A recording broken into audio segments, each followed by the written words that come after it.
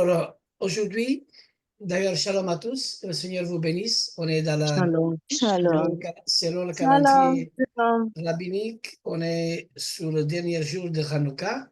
Alors, je dis encore Hak Sameach à tout le monde parce que on est dans la fête. Alors, Amen, réjouissons-nous amen. tous dans cette fête de la lumière qui est Yeshua. Hein? OK? Mais en même temps, dans ces, dans cette fête, hein, il y a une autre fête qui n'est pas la nôtre, hein, qui, justement, c'est celui dans laquelle aujourd'hui, nous, on veut parler. Hein. Alors, le titre de ce sujet, le titre de ce soir est Un autre peut-il venir? D'ailleurs, si je fais un petit résumé de ce qu'on a dit avant, concernant la venue du Messie, on a parlé de aussi la femme dans le désert, on a parlé de la protection divine, on a parlé aussi du psaume 91, hein. Mais au milieu de ce sujet-là, il faut quand même parler de ça. C'est-à-dire, lorsqu'une personne cherche vraiment, elle accepte comme satisfaisante le fait que Yeshua, il accomplit toutes les prophéties concernant la venue du Messie. Il les accomplit toutes. Mais nous, les Juifs, ils disent, nous restons dans notre incrédulité. Aucun fait n'est valable et nous attendons. C'est-à-dire que la question est là, est-il possible que dans le futur, un autre homme se présente, le vrai Messie? Point d'exclamation. Et cet homme qui va venir puisse accomplir lui aussi toutes les prophéties sans exception? Moi, je dis impossible. Parce que déjà, les prophéties qui ont été accomplies concernant la première venue du Messie, l'autre ne pourra pas les accomplir. Alors là, on va étudier aujourd'hui ensemble quelque chose de très important afin de ne pas se laisser séduire. Et dans le passage que nous avons lu, d'ailleurs, j'aime bien qu'on le relit, c'est 2e Thessaloniciens, chapitre 2, du 1 à 3. 2e Thessalonicienne. Joël, tu l'avais déjà lu. Je suis en train de le chercher. Alors, 2 Thessaloniciens, chapitre 2, 2, du 1 à 3. 2, 1, 3, voilà.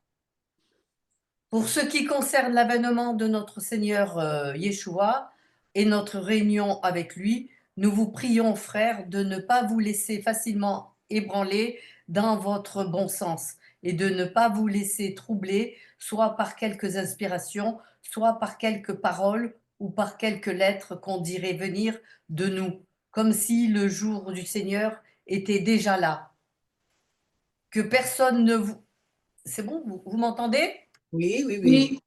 Que personne ne vous séduise d'aucune manière, car il faut que l'apostasie soit arrivée auparavant et qu'on ait vu paraître l'homme du péché, le fils de la perdition, l'adversaire qui s'élève au-dessus de tout ce qu'on appelle Dieu ou de ce qu'on adore, jusqu'à s'asseoir dans le temple de Dieu, se proclamer lui-même Dieu. Ne vous souvenez-vous pas que je vous disais ces choses lorsque j'étais encore chez vous? Et Ok, maintenant, ça oui. va. C'est bien, merci.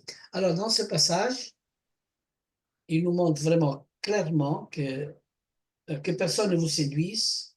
Euh, il faut que l'apostasie soit manifestée auparavant. Mais le verset, je pense que c'est le verset 2, où il dit que personne ne vous trouble, soit par quelque lettre ou par quelque aspiration venant de chez nous, comme si le jour du Seigneur déjà est là. Et justement, c'est ça qui s'est passé autour de toutes ces années, des siècles. Il y a des lettres et aussi des enseignements qui courent autour de nous et qui ont séduit complètement tout le christianisme entier dans le monde. Alors, comme si le jour du Seigneur déjà est là, alors tout le monde y prie, mais dans un côté, c'est bien de se préparer, dans un côté même s'ils ont fait une erreur sans comprendre les Écritures, ils ont fait quand même une très bonne chose d'être toujours prêts et d'attendre la venue du Messie. Mais la question, c'est de partir au ciel et qu'on va dans le désert, la protection divine, et que non, ceux qui ne passent pas la grande tribulation sont ceux qui sont dans la protection divine, qui sont dans le désert, ou dans les nations, parce qu'il y a un seul enlèvement, comme la Bible nous dit. Et le seul enlèvement, c'est dans les nuées pour que le Messie vienne régner ici sur la terre à Jérusalem. C'est la seule version plus correcte ou le seul enseignement plus correct qu'on peut donner à celui qui nous écoute. Sinon, on va faire le Seigneur, il monte au ciel, il va rester pendant 7 ans avec tous les églises du dimanche, on va dire, sans exagérer, tous les chrétiens du monde, justement. Et alors, c'est tous les chrétiens du monde, ils vont aller justement au ciel. Euh, alors, ça ne correspond pas avec l'Apocalypse chapitre 19, parce qu'il faut que la prostituée soit jugée auparavant. C'est-à-dire qu'on est au ciel et la prostituée, c'est-à-dire celle qui commet le péché, la bête, le faux prophète, ceux qui sont vraiment ici sur cette terre, n'est pas encore jugée la méritrice. Alors, alors, comment on peut être dans le ciel sans que la méritrice n'est pas jugée? Ça, je vous donne la confirmation biblique. C'est Apocalypse chapitre 19, les premiers versets. C'est pour vous montrer clairement qu'il faut faire très attention, bien lire la Bible, bien l'encoder, et il ne faut pas s'arrêter dans quelques versets, mais il faut prendre l'ensemble de tout et le voir selon la conduite de l'esprit. Il faut que l'esprit de vérité nous conduise dans toute la vérité. Alors, Apocalypse chapitre 19, là, il y a quelque chose de très fort que nous pouvons voir. Verset 18, c'est ça? Non, non, 19. Ah, Non, non, chapitre 19, à chapitre 8. versets 1 et 2.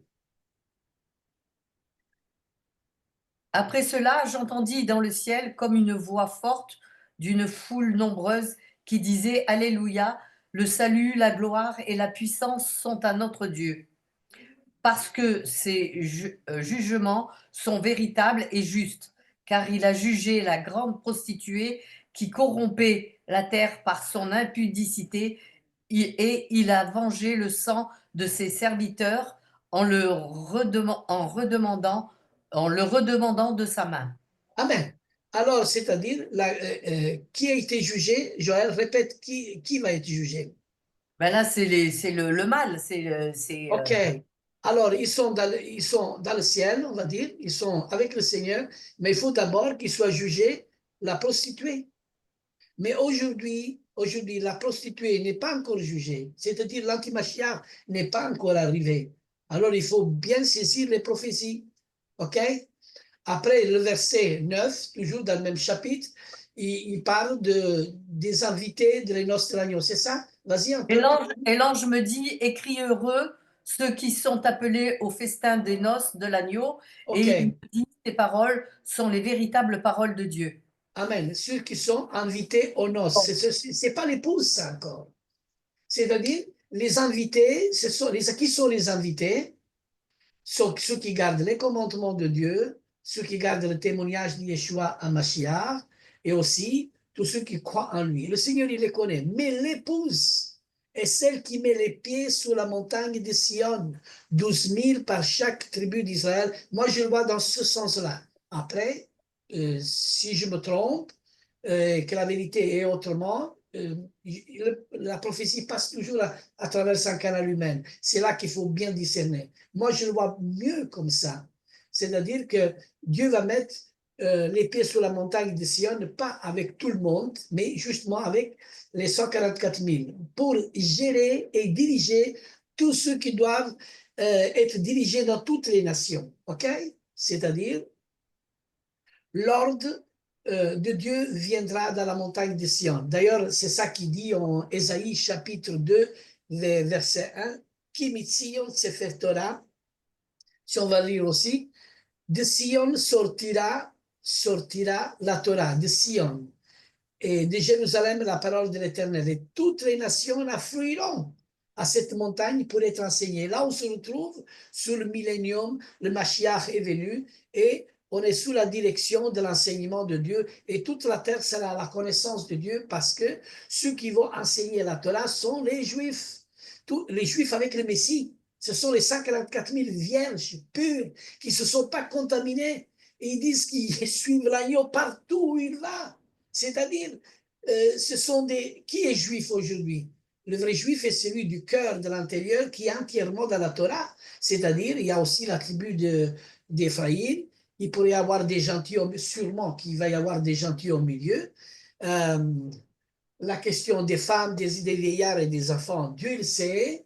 Mais on est avec lui. Ce sont des choses encore à découvrir. Paul, il dit en partie je connais, en partie je prophétise. Mais alors, laissons-nous conduire par l'Esprit et soyons attentifs et ne laissons pas nous troubler par quelques lettres ou par quelque aspiration venant de nous, comme il dit Paul dans la lettre des Thessaloniciens. OK?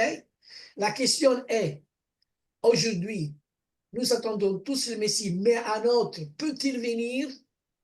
D'ailleurs, il y a le passage de Genèse chapitre 49, verset 10 qui dit « Le sceptre n'échappera point de Yehuda et ni l'autorité à sa descendance jusqu'à l'avènement du Pacifique auquel obéiront les peuples, jusqu'à l'avènement de celui qui met la paix dans le monde, dans laquelle tous les peuples l'obéiront. » Et le sceptre, justement, le sceptre, il s'est éloigné, justement. Et comment? On va lire ce passage. Oui. Je l'ai déjà lu. Le cep avait 3 sarments. Quand il eut poussé, sa fleur se développa et ses grappes donnèrent des raisins mûrs. La coupe de Pharaon était Ça, dans c'est sa main. Genèse 49, 10, Joël. Oui, 40, 10. Ouais, 49. Ah, 49, tu veux? Oui, oui, oui, oui, je sais que vous pouvez aller. C'est pas ça. D'accord, attends, 49, J'attends bien. 10. Le cep ne s'éloignera point de Juda, Sept, ne s'éloignera point de Judas. OK. ni le bâton souverain d'entre ses pieds, jusqu'à ce que vienne le Shiloh et que le peuple lui obéisse. Jusqu'à qu'il vienne le sigilo, ça veut dire l'avènement, jusqu'à l'avènement du Pacifique, auquel obéiront les peuples. D'ailleurs, le grand rabbin Ben Uziel et Rachi, que ce sont des grands rabbins, traduisent ce passage et disent jusqu'à ce qu'il vienne le Messie. Or, le sceptre s'est éloigné de Judas. Quand? Quand s'est éloigné? Cela se produisit en l'an 70, lors du siège de Jérusalem par les troupes romaines, lorsque Dieu permet que le temple soit détruit, ainsi que les archives généalogiques. Et depuis ce moment-là, depuis aucun de nous, aucun juif au monde ne peut prouver de quelle tribu il est descendant. Tout a été détruit. Aucun autre Messie ne pourra remplir cette condition de l'Éternel. Alors, nous voyons des prophéties irréfutables. Alors, regardez comment le Messie, il doit venir.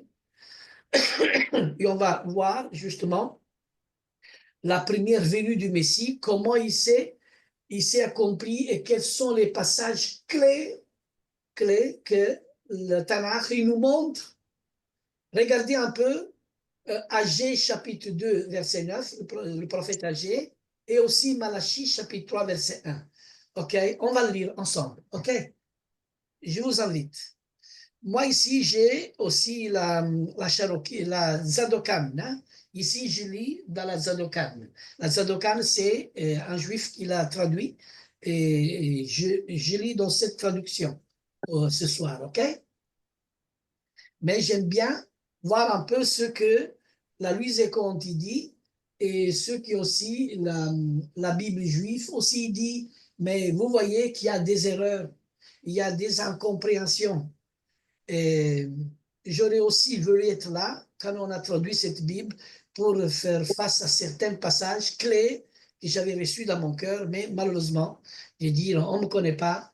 Et d'ailleurs, quand j'ai posé la question à certains qui l'ont traduit, euh, d'ailleurs, on me l'a dit, c'était dommage parce que ce sont des passages clés dans lesquels tu montres certaines vérités. On aurait eu plus de force si on en était encore en plusieurs pour traduire. Hein? C'est pour ça qu'il faut être à plusieurs pour comprendre la parole. OK? Et ensemble, nous voulons étudier ensemble pour comprendre, parce que j'ai besoin aussi de vous pour comprendre.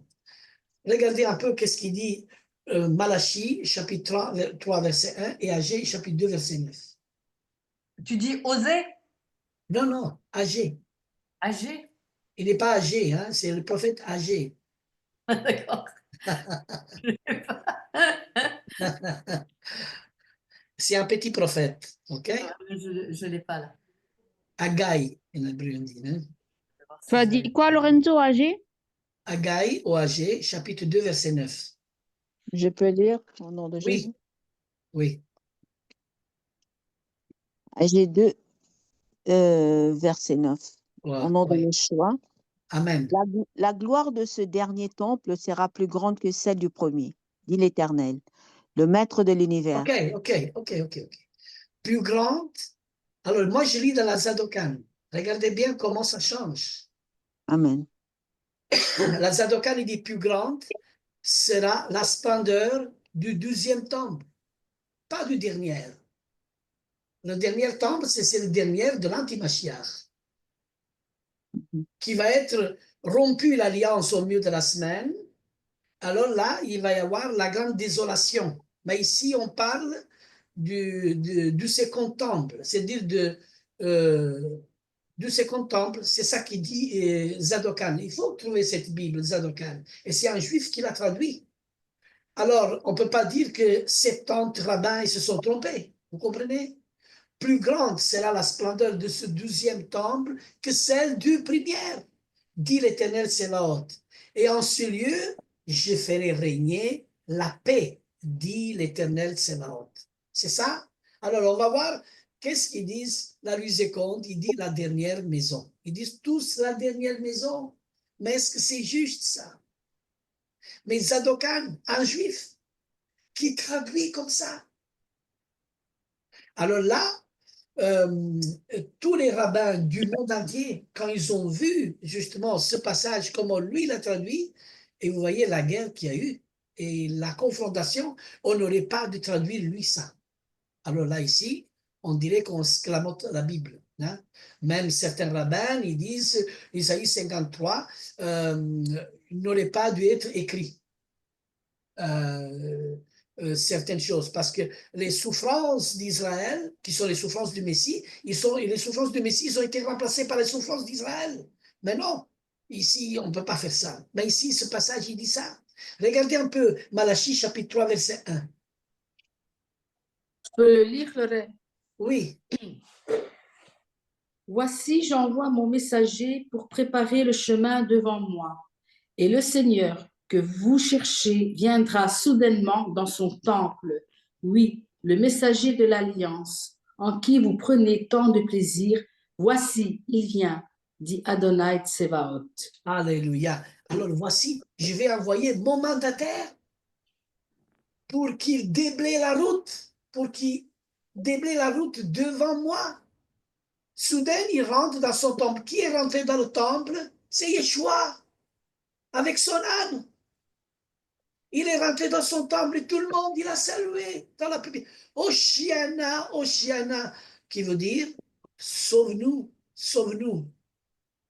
Alors, les rabbins, c'était furieux de dire non, voyez, la prophétie doit s'accomplir, celle de Malachie. Il doit s'accomplir, celle d'Agé. Il faut bien comprendre les temps et comprendre les temps et les moments. Mais la Bible dit, ce n'est pas vous de connaître les temps et les moments que Dieu a fixés dans sa propre autorité. Mais vous recevez une puissance pour comprendre ces temps. Vous recevez l'esprit et vous serez témoins de ces choses.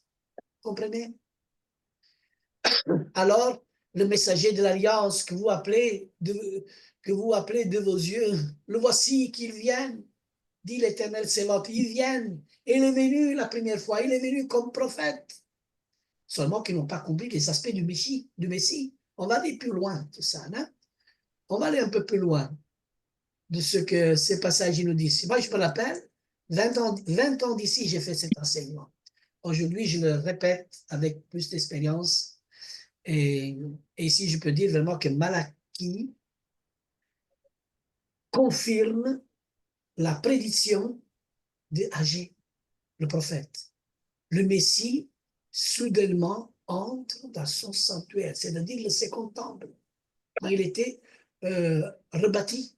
Et cette prophétie de Malachie, tout comme celle d'Agé, ne peuvent pas être accomplies après la destruction du temple l'an 70. Jamais. Donc, si le Messie doit venir, si cette venue est réelle, elle devait se manifester avant la destruction du temple. Vous comprenez? Avant la destruction du temple. Alors là, on est correct. Alors, on parle justement de l'Empire romain, justement, où il ne restait la pierre sur pierre. Non, c'est pas juste. Il y a encore des pierres encore aujourd'hui. Encore si on va à Jérusalem, il y a encore le reste. Le reste dans lequel les Juifs y prient, dans le mur de la lamentation, dans le mur de la réjouissance. Il est là, encore là. Il y a le Kotel.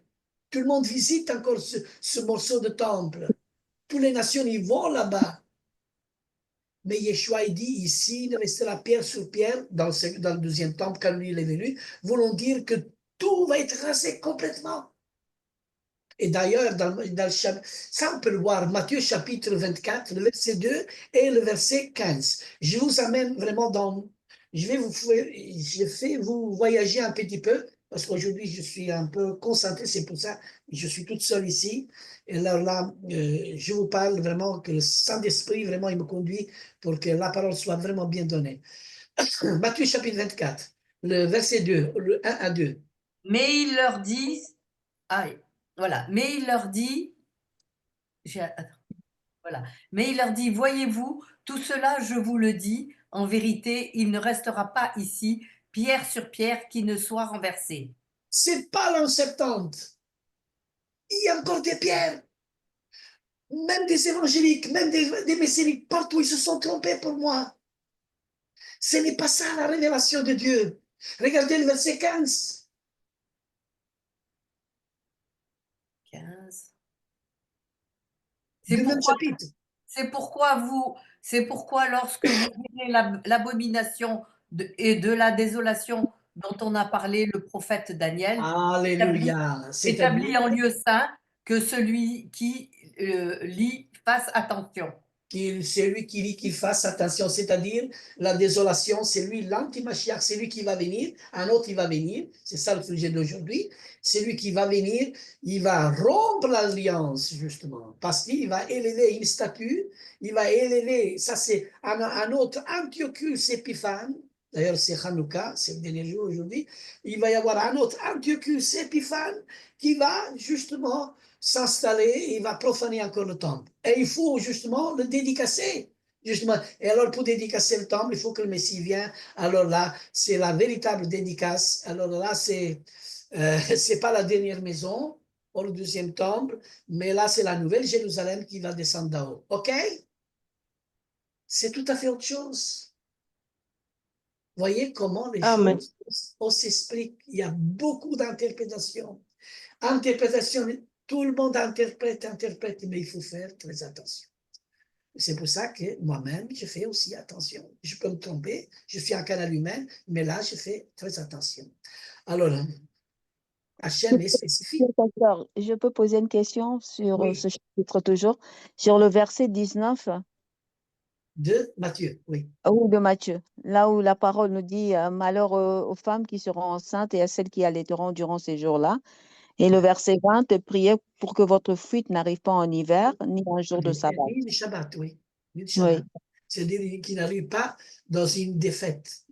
Alors, en effet, le Mashiach, de la façon comme moi je le comprends, c'est Yom Kippour, c'est ce Shabbat-là, ce jour de grand pardon, où il y aura, où la Bible dit dans Zacharie, c'est là qu'après on va dans Zacharie, chapitre 12, hein, chapitre 8, verset 12, je pense, chapitre 12, je pense, hein, où il dit qu'ils vont voir le regard vers celui qui était percé et ils vont le pleurer amèrement. Hein. Mais on va revenir à tout ça. Hein.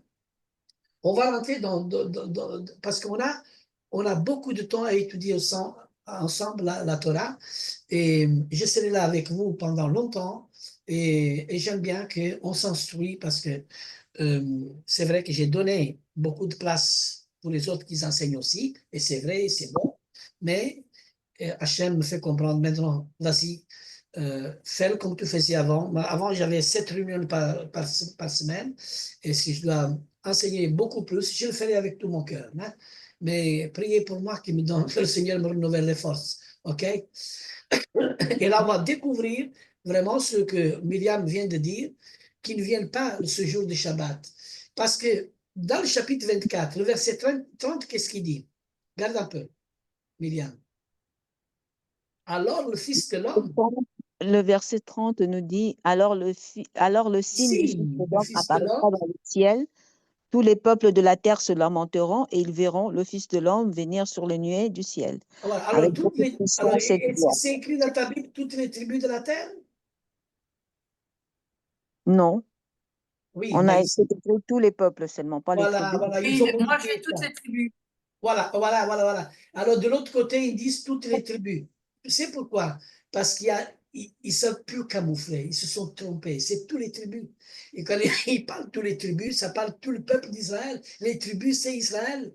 Dieu n'est plus là dans les nations. Le temps des gentils va terminer. Dit que le temps va être bâti, c'est fini le temps des nations. Alors, tous les tribus, alors qu'est-ce qu'ils vont faire, tous les tribus d'Israël? Ils vont se battre la poitrine, non? C'est ça qui est écrit? Oui, ils se lamenteront et elles verront le Fils de l'homme Ils venant se sur la nuée lamenteront, du c'est ciel. Yom Kippour. Ils se lamenteront, c'est le jour pour pleurer, pour l'accepter. Alléluia, du Seigneur. Voilà, ils vont le reconnaître. Alors, lisons avec la révélation de Dieu. Seigneur, inspire-moi et donne-moi la compréhension. Voyez, ces choses, ce sont des études, des enseignements que je fais dans mes conférences quand je voyage. Parce que les pasteurs ne savent pas tout ça la plupart. Et c'est pour ça que tous ces pasteurs, ils doivent être formés, même des enseignants. Je bénis aussi l'Afrique parce que quand je suis allé à Côte d'Ivoire, on m'a beaucoup écouté, comme le pasteur Jean-Baptiste, Papa Jérôme et tant d'autres. On était vraiment bénis tous ensemble et on va encore bénir toute l'Afrique parce que de l'Afrique, il va y avoir une grande bénédiction aussi pour les nations. Ce que Hachem fait comprendre dans la Torah aussi, c'est très important. Alors, Dieu est spécifique. Le Messie n'entrera que dans le deuxième temple, c'est clair, hein? Pas dans le premier. Si on a construit un autre, ce sera le troisième. Or, le second temple avait été détruit. Aucun autre Messie ne pourra remplir cette importante condition de l'Éternel. Et depuis la destruction du deuxième temple, il est devenu impossible à quiconque de prouver sa descendance davidique. À plus forte raison, à l'heure actuelle, le Messie devait venir avant l'an 70. Obligé. Même dans le Talmud, commentaire rabbinique, nous trouvons une réponse à la question concernant l'époque du Messie. Quelle est? Alors, il y a justement alors ici, ça se trouve dans le Talmud, traite Sanhedrin, c'est à la feuille 97 à 99. Il faut faire des recherches pour tout ça. C'est dans le Talmud. Alors, le monde, c'est ça qui dit le Talmud, le monde n'a pas moins de 85 jubilés. Voulons dire 80 fois 50 ans, donc 4250 ans de la création, on parle. Et dans le dernier jubilé, le fils de David viendra. C'est ça qui dit le Talmud. Commentaire du grand Rabbi Rashi. Même d'après le Talmud, le Messie devait se manifester au premier siècle de notre ère. Et le prophète Zacharie, lui aussi, exige que le Messie vienne avant la destruction de la maison de l'Éternel. Et il dit, le prophète Zacharie, regardez, Zacharie, chapitre 11, verset 13. Regardez les prophéties qu'un autre Messie ne pourra jamais accomplir, mais qu'un autre, il viendra dans son propre nom et dans son propre autorité. OK, qui va lire ce passage magnifique? L'Éternel me dit, jette-le au potier, ce prix magnifique auquel ils m'ont estimé. et je pris les 30 cycles d'argent et je les jetai dans la maison de l'Éternel pour le potier. Alors, pourquoi ne pas croire à Yeshua qui est le Messie? Cette prophétie, il est irréfutable. 30 pièces d'argent jetées au trésor. Ce prix magnifique auquel j'ai estimé le prix d'un esclave. 30 pièces d'argent. Et je l'ai jeté au trésor dans la maison de l'Éternel. Alors, Judas, c'est lui qui l'a vendu. Il a fait. Il a fait pour vendre le Messie, pour que la prophétie s'accomplisse. Ne parlez pas mal, pas trop mal de Yehuda. C'est pas parce qu'il a vendu. C'était le meilleur des 12. Parce qu'il a vendu, c'est lui, Yehuda, qui a accompli vraiment les prophéties. D'ailleurs, la mort de la crucifixion de Yeshua ne vient pas des Juifs, parce que la mort des Juifs est la lapidation. Parce qu'eux, ils disaient, toujours, les Juifs, ils ont dit, c'est un blasphémateur, et comme blasphémateur, selon la Torah, il doit être puni de mort par la lapidation. Et plusieurs fois dans la Bible, nous trouvons, dans la Nouvelle Alliance, on voulait le lapider, mais on ne pouvait pas, parce qu'il n'est pas un blasphémateur. Yeshua, il est le Messie. Et toutes ces choses-là, dans toutes ces choses-là, le Messie, il a toujours gardé le Messie. Et loin de Dieu, il était toujours gardé. Alors, si nous sommes loin de Dieu, alors bon, qui sont très loin à la place d'être loin, croyez-moi. Hein. Ils sont loin d'être loin de Dieu. Comprenez? Alors, pour être loin de Dieu, il faut vraiment suivre la Torah. Il faut garder les commandements. Il faut suivre la puissance de l'Esprit de Dieu, l'Esprit de vérité, la puissance de Dieu dans notre vie. Vous me serez mes témoins et vous ne départez-vous de Jérusalem jusqu'à que vous soyez remplis du Saint-Esprit. C'est dans ce sens-là que on peut exhorter, faire des miracles, voir les signes, la puissance de l'Esprit qui se concentre sur Yeshua, qui l'élève. OK. Les 30 pièces d'argent, revenons toujours aux 30 pièces d'argent. Rançon payée, comme on dit, Judas, qui l'a vendu le Messie, doivent être jetés au trésor dans le temple, c'est-à-dire avant la destruction de celui ci en septembre. Alors, il y a une autre prophétie aussi, qu'on pourrait aussi dire. C'est le psaume 118, verset 26. Béni soit celui qui vient au nom du Seigneur. Nous vous saluons au fond du cœur de la maison de l'Éternel. Et alors, quand il a pris son âne, alors il a été, et tout le monde le saluait comme ça. Alors, cette prophétie de Zacharie, alléluia, du psaume chapitre 118, verset 29, qui fait allusion à Zacharie 9.9, je pense. On va lire Zacharie 9.9.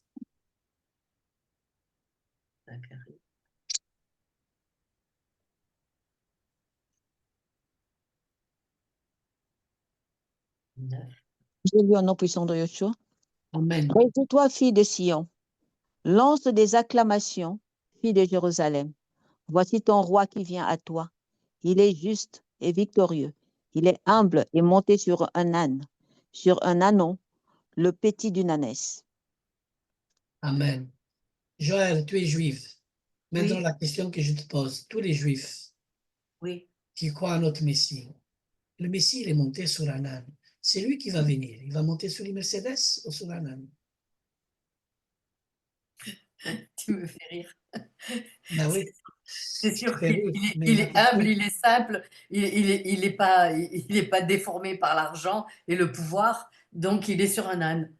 Voilà, il est sur un âne. Mais cette prophétie s'est accomplie parce qu'on n'a pas compris les aspects du Messie. Je pense qu'il vaut mieux s'arrêter là et demain, je vais continuer. Demain, c'est quoi, jeudi? Oh, demain, je suis avec le...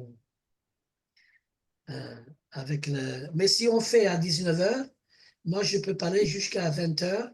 Comme ça, à 20h, je peux me connecter avec l'Amérique, OK? Je suis d'accord pour 19h.